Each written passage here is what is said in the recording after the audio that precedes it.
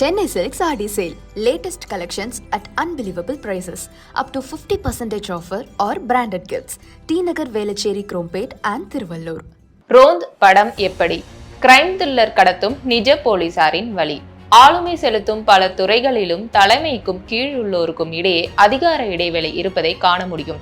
அதிலும் காவல்துறையிலுள்ள உயர்வட்டத்துக்குள் இது அதிகம் உண்டு.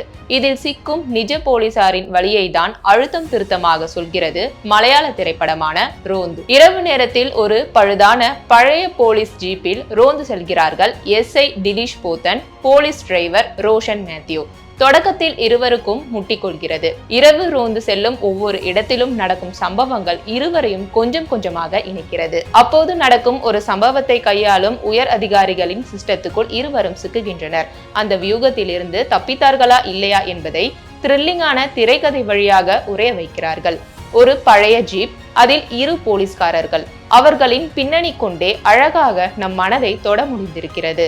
ஒவ்வொரு மனிதருக்குள்ளும் கதையுண்டு.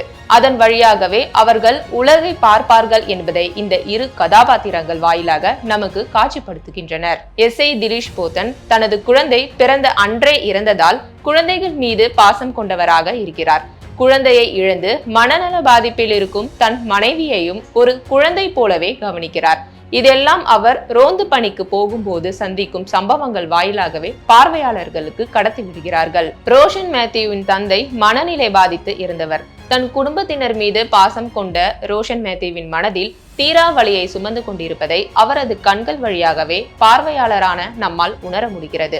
இருவரின் உள்மனதின் வலிகளும் அசாதாரண சூழல்களில் சாதாரண மனிதர்கள் எடுக்கும் முடிவுகளும் தெளிந்த நீரோடை போல் செல்கிறது. ஆனால் இரவு நேர ரோந்து பணியில் போலீசார் மட்டுமல்ல, அதை பார்க்கும் நமக்கும் ஒருவித அயற்சி ஏற்படக்கூடும். போலீசாருக்குள் இருக்கும் சிஸ்டம் நடைமுறை, இரவு ரோந்தின் டீட்டெயில்கள், மன உளைச்சலால் மது அருந்தி அதை மற்றொரு போலீஸ்காரர் பார்த்து கோர்த்து விடுவது, விசாரணையில் நடக்கும் அரசியலில் அனுபவமின்மையால் சிக்கும் இளம் போலீஸ், இப்படி பல ஆச்சரியப்பட வைக்கும் காட்சிகள் அதிகம் உண்டு.